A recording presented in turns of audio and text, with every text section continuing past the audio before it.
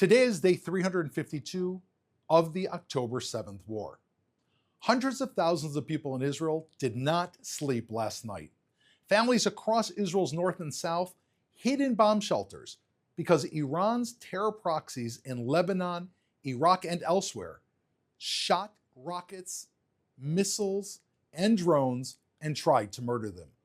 Thousands of children remained in bomb shelters today instead of going to school because their lives are at risk. Hezbollah, Iran's terror army in Lebanon, as well as apparently Iranian-backed Shiite militias in Iraq, launched over 150 rockets, drones, and cruise missiles at the people of Israel. Israel's air defense intercepted most, but as we know, no defensive system is 100% effective. Some rockets slammed into cities like Haifa and Nazareth, places where Jewish and Arab families live alongside each other. Iran and Hezbollah do not care about murdering Jews. They do not care about murdering Arabs. Iran and Hezbollah have killed tons and tons of Arabs in previous attacks on Israel, and they massacred tens of thousands of Arabs in wars in Syria and Iraq. Israel, on the other hand, invests in protecting all of its people, Jewish and Arab and other minorities.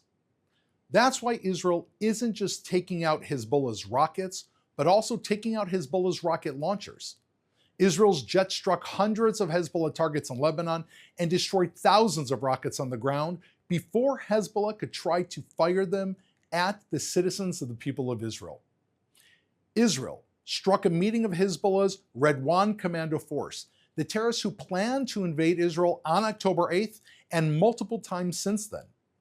They planned on taking over Israeli villages, murdering families and children, and abducting hostages. Hezbollah's playbook, Hamas's playbook are written at the same printing press, Iran. Iran is directing both, which is why both of them have the same barbaric characteristics, things that can scarcely be imagined by the West, but are, according to Iran, the way they should fight their battle to take over the world. Israel's only on the first level of that entire pursuit. Israel degraded Hezbollah's ability to carry out their own October 7th massacre. This follows the world's most surgical strike ever, when Hezbollah's command and control was massively damaged after Hezbollah's special order communications devices, including pagers and radios, exploded. Since October 8th, one day after Hamas's massacre, Hezbollah declared war on Israel's people and has been daily attacking. Hezbollah launched over 8,000 rockets, missiles, and drones. Iran has been trying to destroy Israel on 7 different fronts. Hezbollah is, while we're speaking live right now, aiming 200,000 rockets and precision-guided missiles at the people of Israel. Hezbollah explicitly says that they are targeting Israeli civilians. Hezbollah is raining Iranian rocket attacks constantly on Israel's people. Israel is stopping Hezbollah's attempts to murder so that Hezbollah cannot restart them. Israel is doing what it must to stop Hezbollah's war and to bring its people back to their homes in the north. Let's take some questions from our live audience. A number of people online are asking, why are rockets being shot from Iraq towards Israel? What does Iraq have to do with the conflict? As part of Iran's strategy to take over the entire Middle East and turn it into one single Iranian caliphate, they have proxies operating in numerous places throughout the Middle East.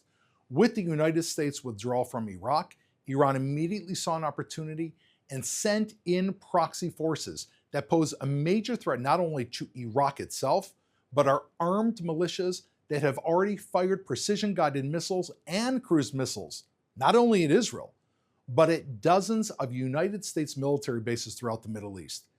Iran has one goal. Their goal is to spread their version of Islam and to take over the Middle East and extend that into the world. We have to understand that if they are not stopped where they are by the world, they will continue to grow and grow and grow. A number of people are asking, If you can please comment on the reports that there are celebrations in Syria and in Lebanon about the attacks on Hezbollah. From what we saw in various places, especially with the Kurds, when there were attacks on certain of the Hezbollah commanders, we could see that they were going out and offering cakes and pastries. This is a sign in the Muslim world and in the Middle East of celebration. And we have to understand why. Hezbollah is a terror army. It's like the mob. The mob isn't only a threat to certain people, the mob is a threat to everyone. Hezbollah is a terror regime.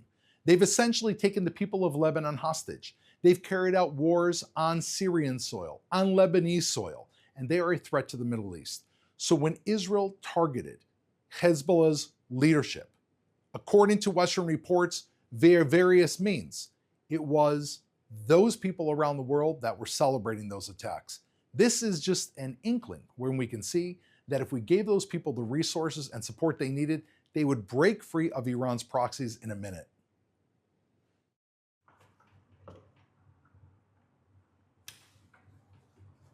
Rudisil on InstaLive asks, when will IDF forces cross into Lebanon territory to push their forces back?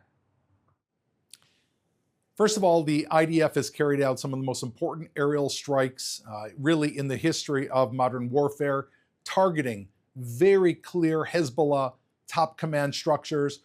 Israel has managed to eliminate, if you look at Nasrallah, who stands at the very top of Hezbollah's terror structure, and all of the people that are underneath him, they are all X's now because many of them have been eliminated in targeted strikes that relied not only on intelligence, but on incredible planning. Not only that, when the story is told in future generations, and they will see how Israel strived to avoid civilian casualties, this will go down in modern warfare as one of the most important pursuits of pinpointing terrorists while protecting civilians that are around them.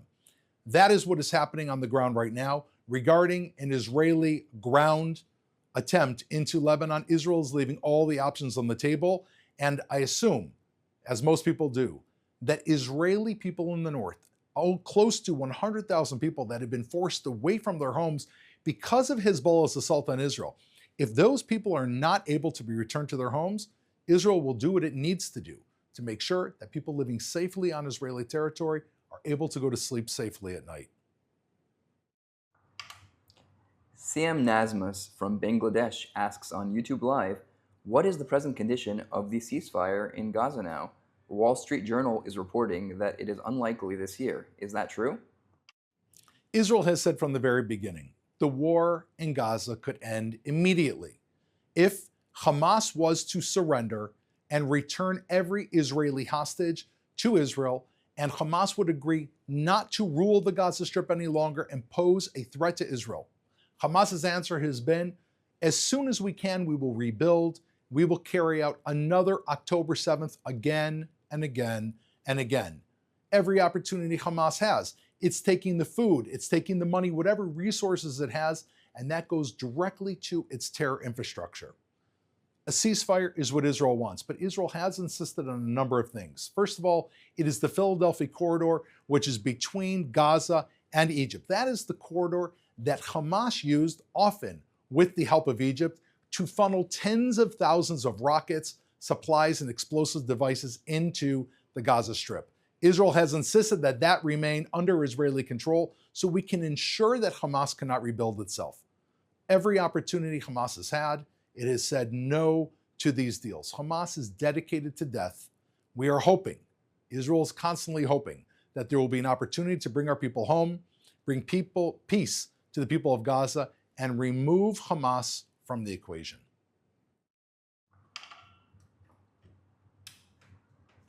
M. Salome Vicente asks, what was the impact of the last UN vote on IDF strategy?